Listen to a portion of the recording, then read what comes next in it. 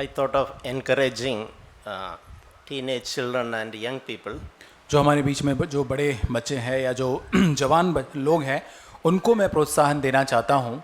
Just like Daniel determined in his heart not to defile himself. और जैसे Daniel ने अपने मन में ठान लिया कि वो अपने आप को अशुद्ध नहीं करेगा। We can make a determination, I will not lie.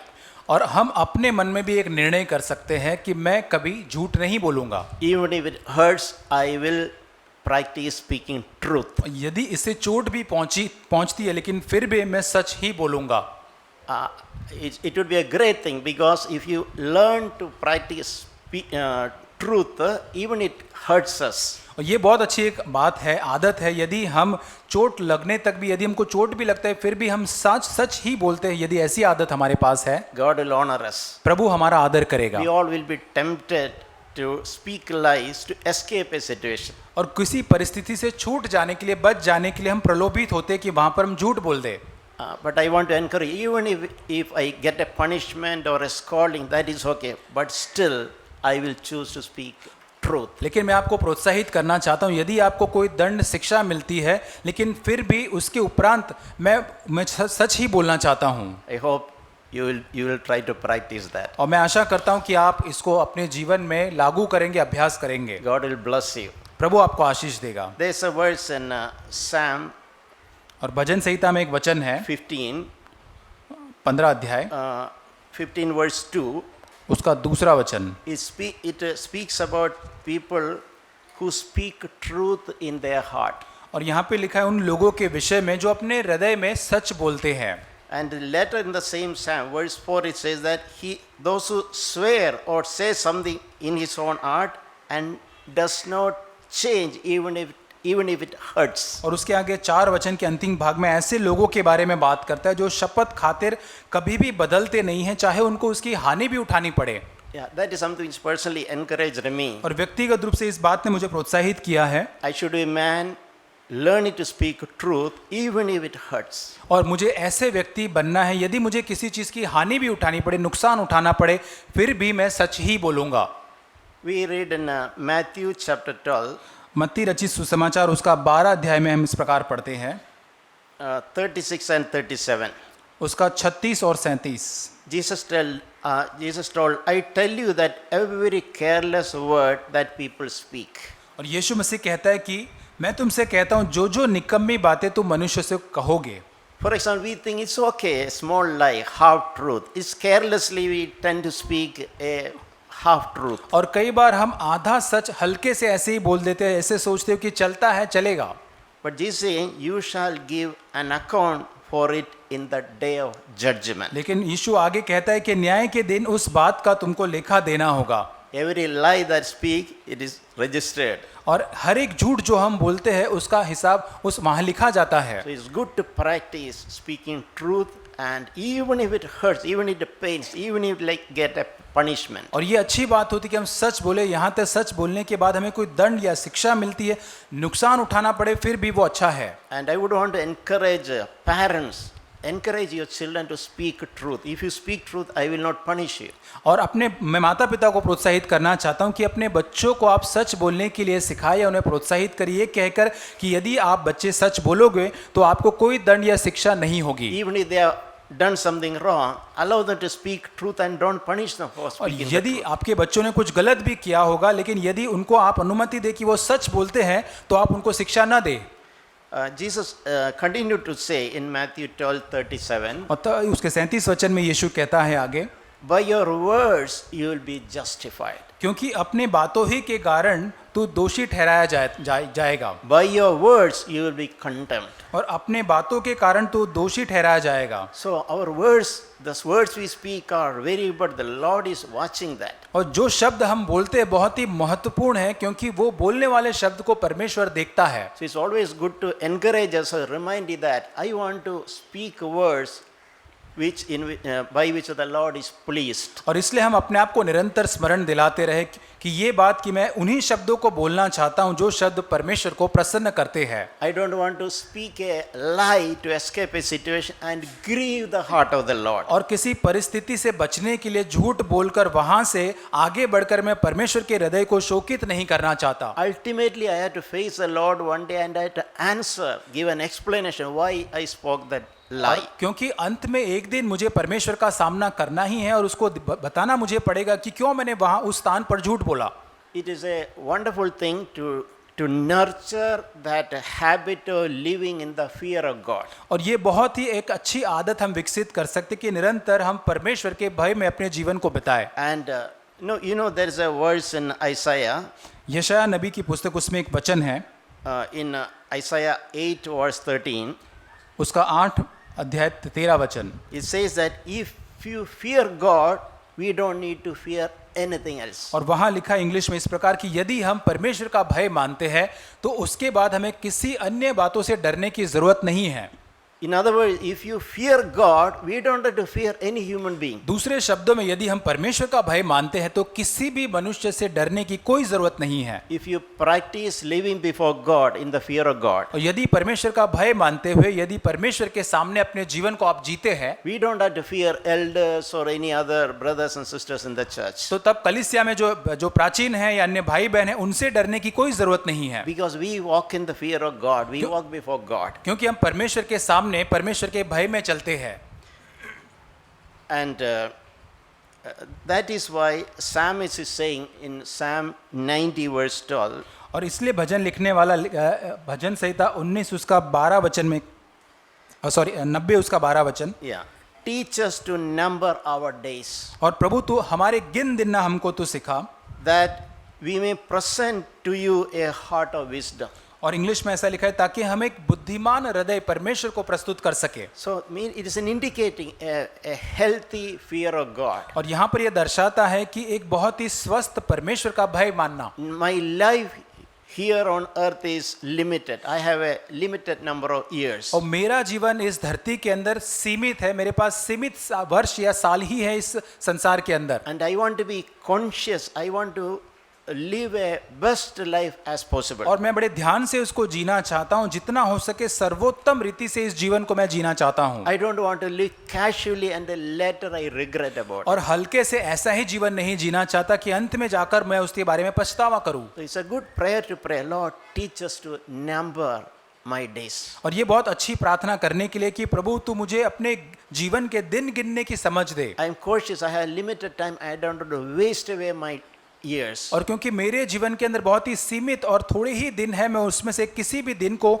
व्यर्थ नहीं करना चाहता And that हूँ, I may present you a heart of wisdom. ताकि मैं तेरे सामने एक बुद्धिमान और समझ से भरा हुआ हृदय प्रस्तुत कर सकूं। Bible says the fear of God is the beginning of wisdom. और बाइबल में लिखा है कि परमेश्वर का भय मानना बुद्धि का आरंभ है। So we all should have a strong encouragement to walk in our personal life in the healthy fear of God. बहुत ही मजबूत प्रोत्साहन हम ले सकते कि हमारे व्यक्तिगत जीवन के अंदर हम परमेश्वर के भय के अंदर चले, Not fearing that God would punish me, और ये डर ना रखे कि परमेश्वर मुझे दंड देगा या मुझे शिक्षा देगा, but fearing that I may hurt or grieve the heart of the Lord. लेकिन ये डर कि कहीं मेरे कामों के वजह से, मेरे कामों या किसी ऐसी बातों से परमेश्वर को मैं कहीं चोट न पहुंचा दूं।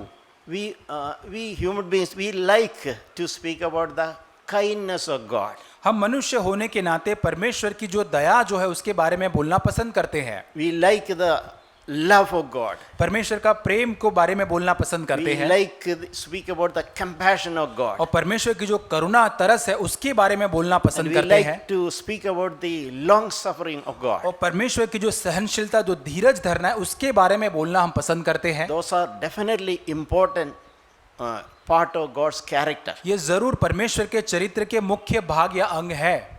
But Bible also speaks about the severity of God. लेकिन बाइबल के अंदर परमेश्वर जो सख्त या कठोरता का है उसका भी वर्णन करता है। God is kind. परमेश्वर दयालु है, God is also severe. और वो कठोर या वो सख्ती भी करता है। As we appreciate and enjoy God's kindness, और जैसे हम परमेश्वर की दया, उसकी प्रेम का आनंद उठाते हैं, we should also be conscious about the severity of God. और उसके साथ साथ जो परमेश्वर सख्त है उसके बारे में भी हमको ध्यान रखना है। Now, many Christians have an idea about God as a very soft baby, like a person, like people even call infant Jesus. और बहुत सारे जो मसीह लोग या लोग जो होते हैं परमेश्वर के बारे में ऐसी विचारधारा रखते हैं कि एक छोटे से बच्चे के समान बड़ा मामूली सा है, उसको इन्फेंट जीसस या छोटा बच्चा यीशु कह के भी पुकारते हैं। Like a cute, helpless person. और एक छोटा सा प्यारा सा असहाय बच्चा जो या व्यक्ति जैसे होता है। But that is not the picture which Bible gives. परमेश्वर ऐसा बाइबल के अंदर चित्र नहीं आता है। While we enjoy or while we welcome that kindness of God on one side, लेकिन एक और जैसे हम परमेश्वर की दया का आनंद उठाते हैं, उसको स्वीकार करते हैं, we should also embrace the truth that God is also severe. लेकिन उसके साथ दूसरा सत्य दूसरी ओर जो है कि परमेश्वर जो सख्त है जिस बातों के अंदर उसको भी हमको स्वीकार करना है। Romans 11:22 speaks about that. और रोमियो की पत्री 11 अध्याय 22 वचन में भी ऐसे ये लिखा है, Behold then the kindness and severity of God. और वहाँ लिखा है कि परमेश्वर 11:22 Romans 11:22 रोमियो की पत्री 11 अध्याय उसका 22 वचन वहाँ लिखा है कि kindness and severity of God. वहाँ पे परमेश्वर की दयालुता के बारे में और कड़ाई के बारे में भी लिखा गया So it है। is written in the context of God's people. यहाँ पर परमेश्वर के लोगों के बारे में लिखा गया है। It's not about worldly people. यहाँ पर संसार के लोगों के बारे में नहीं लिखा है। God's children should be aware about the kindness of God and also aware about the severity of God. और परमेश्वर के लोगों को परमेश्वर की दयालुता और उसकी सख्ती और उसकी कड़ाई के बारे में भी उसको जानकारी रखनी चाहिए। So that is why we are encouraged to serve God with reverence. और इसीलिए हमको प्रोत्साहित दिया जाता है कि एक आदर के साथ हम परमेश्वर के पास या उसकी सेवा करें। We read that Hebrews 12:28. और इब्रानियों 12:28 में इसको हम पढ़ते हैं, Let us offer an acceptable service with reverence and awe. और वहाँ लिखा है कि आए हम परमेश्वर द्वारा भक्ति और भय सहित परमेश्वर के लिए हम ऐसी आराधना करें। So this is the way we need to serve God, और इस प्रकार हमें परमेश्वर की सेवा करना है, with reverence and awe. और एक भक्तिमय आदर युक्त भय के साथ। And the next verse saying that for our God is a consuming fire. और 29 वचन में लिखा है क्योंकि हमारा परमेश्वर भस्म करने वाली आग है। It is not to frighten us, ये हमको डराने के लिए नहीं है, but it is to develop that godly fear, that reverence in our life. ताकि हमारे जीवन के अंदर एक परमेश्वर के लिए एक आदर युक्त भय विकसित हो सके। If you are a person who really fear God, that will be reflected in our character. और यदि आप ऐसे व्यक्ति हैं जो परमेश्वर का भय मानते हैं तो आपके चरित्र के अंदर वो दिखेगा। For example, if I really fear God, I will not speak lie. और उदाहरण के रूप में यदि मैं परमेश्वर का भय मानता हूं तो मैं कभी झूठ नहीं बोलूंगा। If I speak a lie, that indicates my character. यदि मैं झूठ बोलता हूं तो वहां मेरा चरित्र प्रदर्शित होता है। I don't live a lie before God, I live a lie before people. और मैं परमेश्वर के सामने नहीं पर अपना जीवन लोगों के सामने जीवन जीता हूं। So my objective intention is to encourage all of us to develop that good godly fear in our life. और यही आज मैं चाहता हूं आप लोगों को प्रोत्साहित करने की हमारे जीवन के अंदर एक भक्तिमय आदर युक्त भय हम परमेश्वर के लिए रखें। Is not a good thing if you learn, practice a life before God, fearing God. We don't have to fear anybody. ये कितनी अद्भुत बात नहीं होगी कि हम परमेश्वर के सामने यदि उसके आदर के साथ उसका भय मानते हैं तो उसके बाद हमें किसी से डरने की जरूरत नहीं है। Or on the other hand, if we practice living people, we have to fear everybody.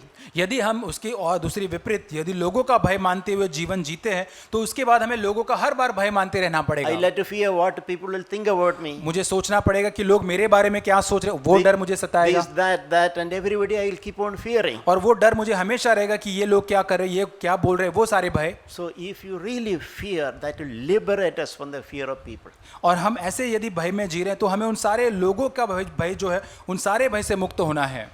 Paul took a great effort to remind believers about, remind that one day we had to face the judgment seat of Jesus. और पौलुस ने सारे प्रयत्न किए, बहुत ही यत्न के साथ उसने लोगों को याद दिलाना चाहा कि एक दिन परमेश्वर के न्यायासन के सामने हम परमेश्वर का सामना करेंगे। So that helps us to walk before God. और ये हमारी सहायता करता है ताकि हम परमेश्वर के सामने जीवन जी सके। My life is accountable before God. मैं परमेश्वर के सामने मेरे जीवन के बारे में एक जिम्मेदारी को रखता हूँ One day I am answerable. I'll have to answer before Jesus. और एक दिन मुझे यीशु मसीह के सामने उसको मुझे उत्तर देना होगा। If you can turn to 2 Corinthians chapter 5, verse 10 and 11. और दूसरा कुरिन्थियों अध्याय 5, 10 और 11 वचन।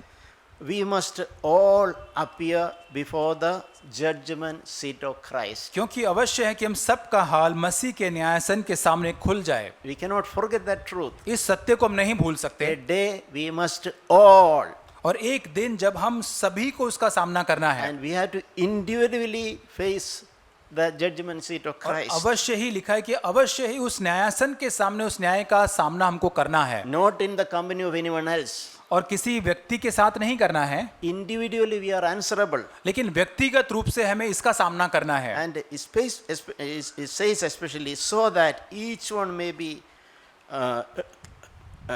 compensated for his deeds in the body according to what he has done, whether good or bad. और हर व्यक्ति अपने अपने भले बुरे कामों का बदला जो उसने देह के द्वारा किए हैं वो पाए।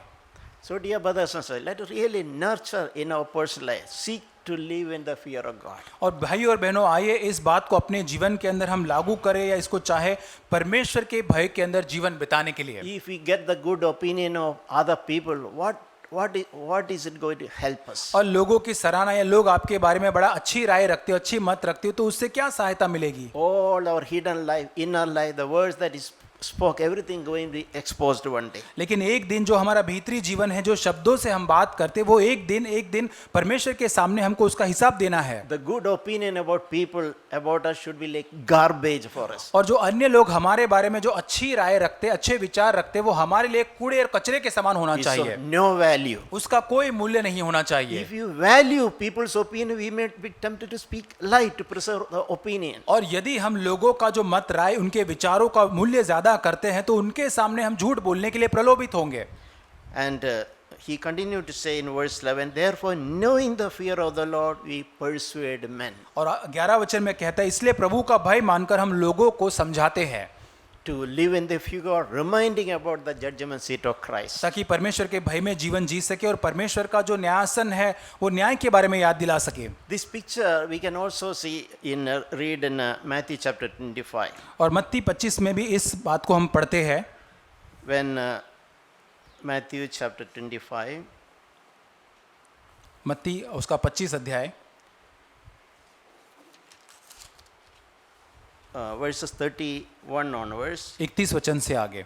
When the Son of Man comes in his glory and all the angels with him, and he will sit on his glorious throne. जब मनुष्य का पुत्र अपनी महिमा में आएगा और सब स्वर्गदूत उसके साथ आएंगे तो वो अपनी महिमा के सिंहासन पर विराजमान होगा। And he will gather the nations and he will separate the sheep from the goats.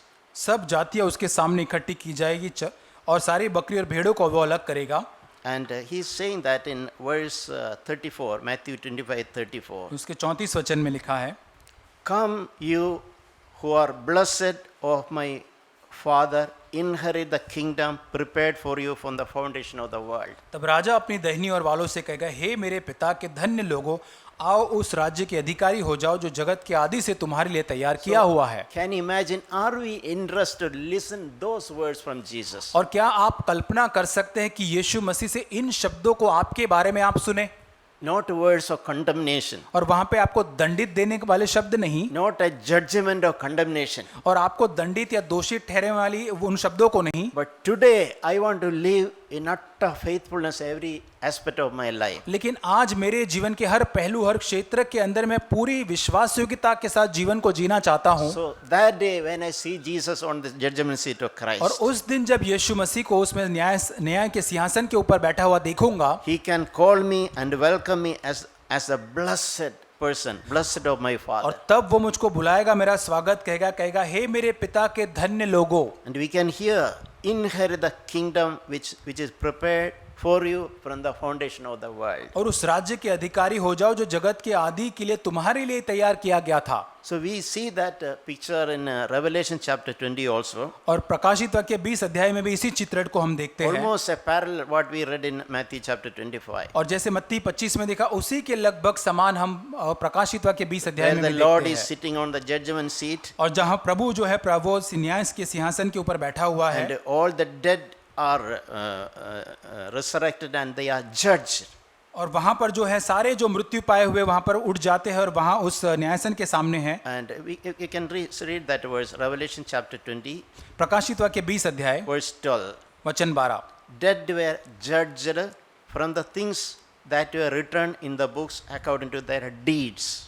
फिर मैंने छोटे से बड़े सब मरे हुए को सिंहासन के सामने खड़े हुए देखा और पुस्तकें खुल गई। So our life here is important. हमारा जीवन यहाँ पर जो हम जीते वो महत्वपूर्ण है। If you please everybody, seek a good opinion about others, और यदि आप सबको प्रसन्न करने का प्रयास करते सबके लोगों के सब लोगों से आप अपने बारे में अच्छे राय या विचारों की अपेक्षा करते हैं and live a hypocritical life here, और यहाँ पर एक पाखंडी जीवन यदि आप जीते हैं यहाँ पर, how will face Jesus on that day? और उस दिन आप कैसे यीशु मसीह का सामना तब करेंगे।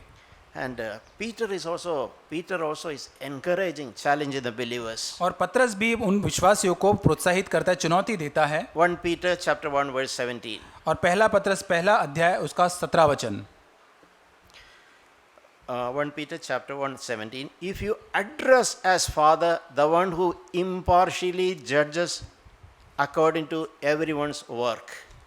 और जबकि तुम हे पिता कहकर उससे प्रार्थना करते हो जो बिना पक्षपात हर एक के काम के अनुसार न्याय करता है। We all pray, address God as our Father. हम सभी प्रार्थना करते हैं और परमेश्वर को एक पिता के नाम से संबोधित करते हैं। So one of the characteristics of God is He will impartially judge according to everyone's work. और परमेश्वर का और एक चरित्र है कि बिना पक्षपात किए हुए हर एक का न्याय परमेश्वर करेगा। Those who are attending a CFC church have no special treatment. और जो CFC कलीसिया को अटेंड करते हैं उनके लिए कोई स्पेशल ट्रीटमेंट नहीं रहेगा। Lord will judge us according to our life. हमारे जीवन के अनुसार परमेश्वर हमारा जरूर न्याय करेगा। Here we will receive encouragement definitely to correct our lives, और यहाँ पर हमें प्रोत्साहन दिया जाता है कि हमारे जीवन को हम सुधार सकते हैं, to change our ways. हमारे मार्गों को बदल सकते हैं। But as brother Biju said, just giving a number will not help us that day. लेकिन वहाँ पर भाई बीजू ने जैसे कहा कि कोई संख्या या नंबर देने से वहाँ पर कोई सहायता नहीं मिलेगी। So Peter is challenging you, conduct yourself in fear during the time of your stay on the earth. और वहाँ पे लिखा है कि तुम अपने आप को परदेसी होने का समय अपने आप को परमेश्वर के प्रति भय से बिताओ। So we can always live a life, Lord, the way I live, I want to see that you are pleased. और हमेशा हम ऐसे ही जीवन जीने का इच्छा रखें कि प्रभु ऐसा जीवन में जीना चाहता हूँ जिससे तू प्रसन्न हो। You saved me, you paid a price for me, but my life I don't want to grieve you. और प्रभु तूने मेरा उद्धार किया, मेरे लिए एक बड़ी कीमत को चुकाया। प्रभु मेरे जीवन से मैं तुझे दुखी करना नहीं चाहता हूँ। I am afraid that my conduct will give pain to your hearts. और मैं प्रभु डरता हूँ कि प्रभु मेरे जीवन के किसी भी कामों से प्रभु मैं तेरे दिल को खेदित न करूँ। So that is a good way of fearing God upon while we live on this earth. और इस धरती पर जैसे हम रहते हैं ये एक अच्छा तरीका है परमेश्वर का भय मानने का। That is why it's a good reminder. Often we speak, for us most important day is not Sunday. और इसलिए एक बहुत ही अच्छा हम बार बार रिमाइंडर या आपको दोहराते इस बात को कि हम सभी के लिए सबसे महत्वपूर्ण दिन रविवार नहीं है। Most important thing is our hidden life. सबसे मुख्य या महत्वपूर्ण बात हमारे लिए हमारा भीतरी जीवन है, Away from the church. और कलीसिया से बाहर का जीवन। In the church we all appear to be good people. और कलीसिया के अंदर हम बहुत ही अच्छे लोग दिखने का हम दावा करते हैं, हम प्रयास करते हैं। That is why Paul told Philippians, work out your salvation with fear and trembling. इसलिए पौलुस फिलिपियों के लोगों से कहता है कि तुम्हारे विश्वास तुम्हारे उद्धार को तुम डरते और थरथराते हुए काम में लेकर आओ। During the time when I am with you or I am away. और जब मैं तुम्हारे पास हूँ, साथ हूँ या नहीं हूँ तब भी। So we all need to work out our salvation in fear and trembling. और इसलिए हमें हमारे उद्धार का काम पूरा करना है डरते और थरथराते हुए। So our secret life, when we are at home, when you are traveling, when you are alone, that indicates true Christianity. और जब हम अकेले होते, घर पर होते हैं या हम यात्रा कर रहे होते, हम जब वहाँ पर जो होते वहीं पर दिखाता है कि हम क्या कौन से मसीही And we हैं। can judge our hidden thoughts. हम अपने आप का न्याय कर सकते हैं, हमारे छिपे हुए गुप्त विचारों का। And when I do something, even when I do some good things, what is the motive behind that? और जब मैं कुछ अच्छा या भला काम करता हूं तो उसके पीछे मेरा क्या इरादा या इच्छा होती है। Our attitudes when I deal with others. और जब मैं लोगों के साथ व्यवहार करता हूं तब मेरा स्वभाव क्या होता है। If you really fear God, there will be a change in all those areas. यदि आप सच में परमेश्वर का भय मानते हैं तो इन सारे क्षेत्रों के अंदर आप एक बदलाव को देखेंगे। That is one way we can judge ourselves. और ये एक तरीका है जिसके द्वारा हम अपने आप का न्याय कर सकते If हैं। you judge ourselves, God will not judge us. There is nothing for God to judge us if you judge ourselves. और यदि हम अपने आप का निरंतर न्याय करते रहेंगे तो परमेश्वर के पास हमारा न्याय करने के लिए कुछ नहीं होगा, मतलब परमेश्वर हमारा न्याय नहीं करेगा।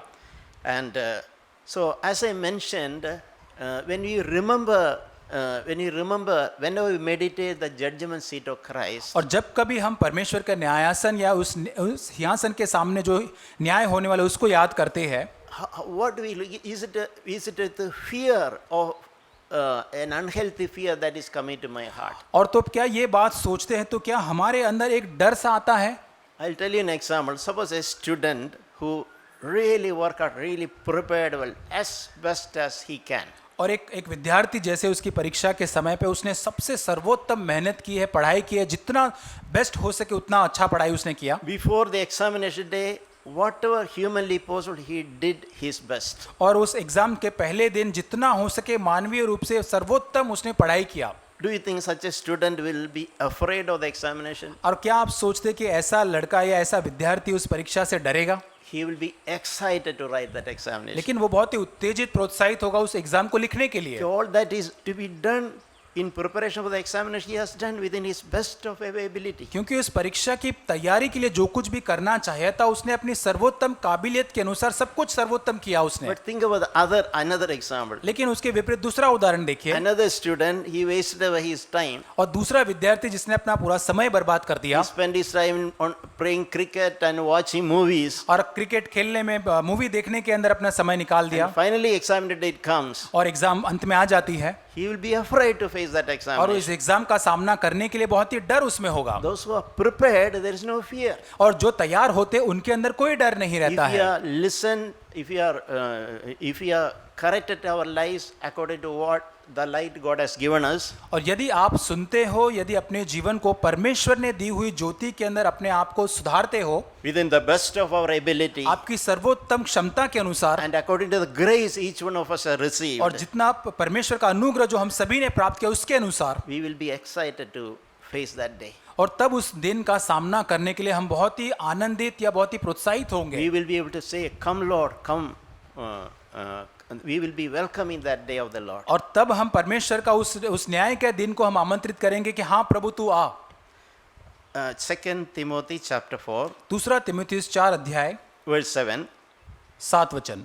Paul is telling, "I have fought the good fight, पौलुस कहता है मैं अच्छी कुश्ती लड़ चुका हूँ, and I have finished the course, मैं अपनी दौड़ पूरी कर ली है, and I kept the faith." मैंने विश्वास की रखवाली की है। What is Paul saying? पौलुस क्या कहता है? He is not saying that I am a perfect person. यहाँ पर पौलुस ये नहीं कहता कि मैं एक सिद्ध व्यक्ति हूँ। In another person, Philippians, he is saying that it's not that I have attained, और फिलिपियों की पत्री में कहता है वो क्योंकि मैंने उस सिद्धता को अब तक प्राप्त नहीं किया है, but I am aiming towards that. लेकिन मैं उस ध्येय की ओर आगे बढ़ता चला I जाता left हूँ। many things behind, बहुत सारी पीछे को मैंने बहुत सारी बातों को पीछे छोड़ दिया and है। I run in this race उस दौड़ को मैं आगे अब दौड़ रहा हूँ that is kept before me. जो मेरे आगे है। He is not claiming I am perfect. वो ये दावा नहीं करता है पौलुस कि मैं बहुत ही सिद्ध हूँ, We will be perfect only when we see Jesus. और जब यीशु मसीह को हम देखेंगे तभी हम सिद्ध बनेंगे। But I am running this race. लेकिन इस दौड़ को मैं दौड़ रहा हूँ, I am not lazy and casually living. और मैं एक आलसी या हल्के से अपने जीवन को नहीं बिता रहा I हूँ, am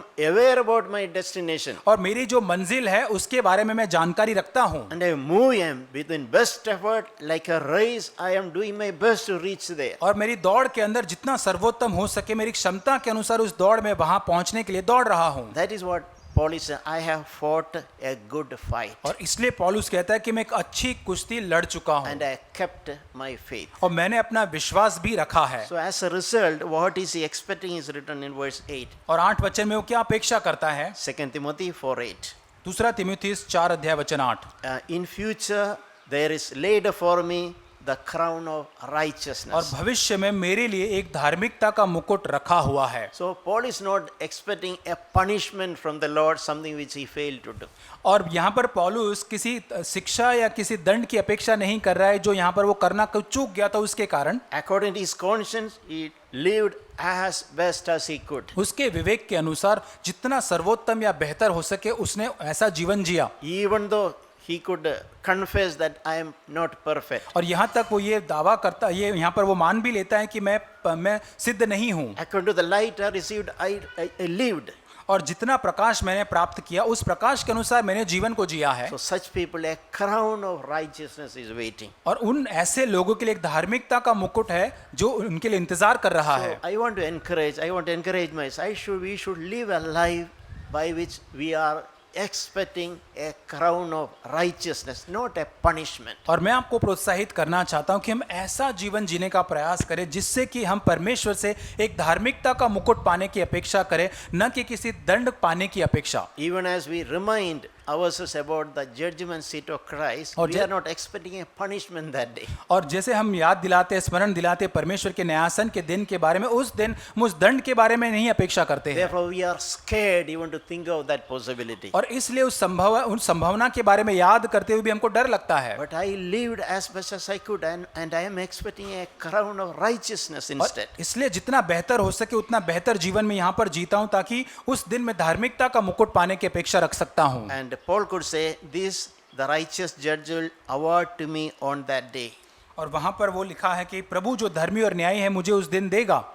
And not only to me, और केवल मुझे ही नहीं but to all who have loved his appearing. लेकिन वरन उन सबों को भी देगा जो उसके प्रकट या उसके आने को प्रिय जानते हैं। So that student who studied well as best as he could, he loved after what I was anticipating, that examination day is coming.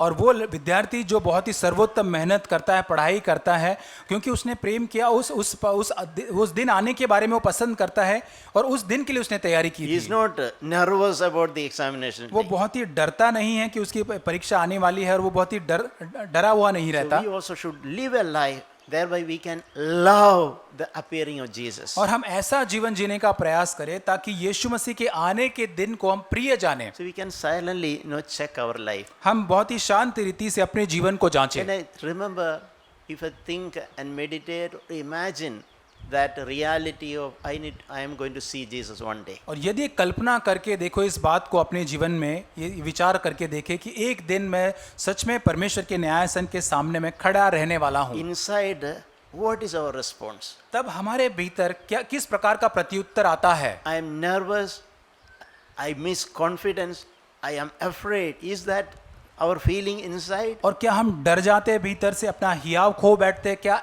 ऐसी भावना हमारे अंदर आती है? Or we love his appearing? और क्या परमेश्वर के आने के दिन के लिए प्रेम हमारे अंदर आता है उसको आमंत्रित करने के And लिए? I can say, especially people who have paid a price for their faith, और मैं उन लोगों से बात करना चाहता हूं जिन्होंने अपने विश्वास के लिए कीमत को चुकाया है who has sacrificed certain things. और उनके जीवन में बहुत सारी चीजों का बलिदान उन्होंने किया Their है। relatives rejected them. उनके रिश्तेदारों ने उनको त्याग दिया है They lost probably their property. और उनकी जो संपत्ति उनको मिलनी चाहिए, उनकी विरासत, उसको भी उनसे वंचित किया गया। They missed their rights. उनके जो हक अधिकार उनको नहीं दिए गए, People humiliated. लोगों ने उनको अपमानित किया। And such people especially, and they have consciously paid a price, their inconvenience, they sacrifice for the sake of their life before God. और उन्होंने परमेश्वर के लिए अपने जीवन में असुविधाओं को स्वीकार किया और पूरी तरह से जानकारी के साथ उन सारे बलिदानों को परमेश्वर के लिए किया है। Such people will naturally love his appearing. और अब ऐसे लोग जो है स्वाभाविक रूप से यीशु मसीह के आगमन का जो दिन है उसको आने को प्रिय जानेंगे, प्रेम करेंगे। So in one place in Revelation is written that Jesus that day will wipe away our tears. और प्रकाशित वाक्य में लिखा है कि उस दिन यीशु मसीह हमारे सारे आंसू को पोंछ देगा। So when I read one day, maybe this what came, thought came to me. और एक दिन जब मैं इसको पढ़ रहा था तो ये विचार मेरे मन में आया, Jesus can wipe away tears only from those who had tears in their eyes. और यीशु मसीह उन लोगों के ही आंसू पोंछ सकता है जिनकी आंखों में आंसू है। Those who had sought to live a comfortable life. और लेकिन जिन लोगों ने बहुत ही आराम और सुविधाजनक जीवन जिया है, They always loved their convenience and comfort. उन्होंने हमेशा अपने आराम और सुख सुविधा से प्रेम किया है। They hardly sacrifice anything for the Lord. और परमेश्वर के लिए उन्होंने कभी कुछ बलिदान किया ही नहीं They है। never suffered anything, even inconvenience for the Lord. और परमेश्वर के लिए कोई असुविधा का उन्होंने सामना नहीं किया है, कुछ भी उन्होंने कभी दुख नहीं उठाया। There is no tears. उनके पास कोई आंसू ही नहीं है। How Jesus can wipe away tears? तब यीशु मसीह कैसे उनको आंसुओं को पहुंचेगा? I want to close with one last verse. और एक अंतिम वचन के साथ मैं समाप्त करना चाहूंगा। 1 John chapter 2, पहला यूहन्ना दूसरा अध्याय verse 28. 28 वचन।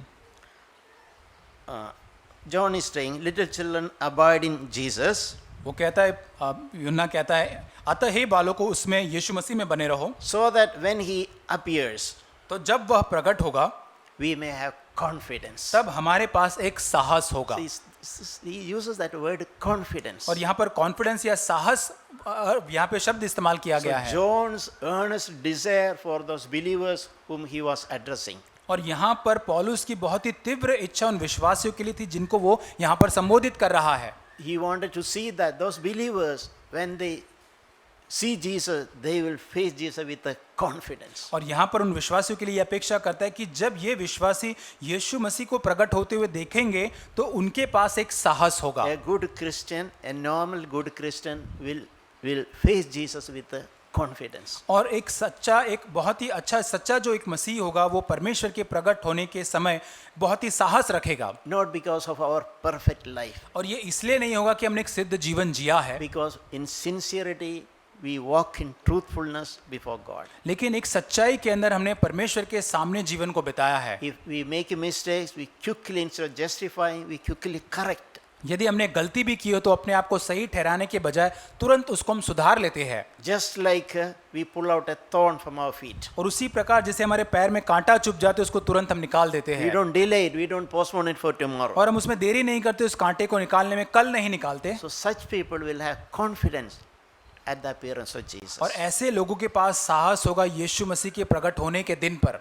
And we will not shrink away from him in shame at his coming. और वहां लिखा है कि हम उसके आने पर उसके सामने लज्जित न होंगे। So these are the two possibilities. ये दो संभावनाएं हैं। One possibility to face Jesus with a great, gracious confidence. और यहाँ पर एक संभावना ये है कि यीशु मसीह के आगमन और प्रकट होने के समय बड़े साहस के साथ, हियाव के साथ हम उसका सामना करेंगे। Lord, I am so grateful to you. You gave me the grace you gave upon my life. I did not waste it away. और प्रभु मैं धन्यवाद करता हूँ वो अनुग्रह जो तूने मुझको दिया जिसको मैंने व्यर्थ नहीं किया है। I did my best to walk before you. और मैंने अपना सर्वोत्तम जीवन जिया है तेरे सामने जीवन जीने के लिए। When we live life, we have confidence at his appearing. और जब ऐसा हमारे पास होगा तब उसके आगमन के लिए हमारे पास एक साहस होगा। On the other, if we seek to live a hypocritical life, और दूसरी ओर यदि हम ऐसा एक पाखंड से दिखावटी जीवन जीते हैं valuing the opinion of people more than Jesus himself, और यीशु मसीह के जो राय या मत है उनसे ज्यादा हम मनुष्य के मत या राय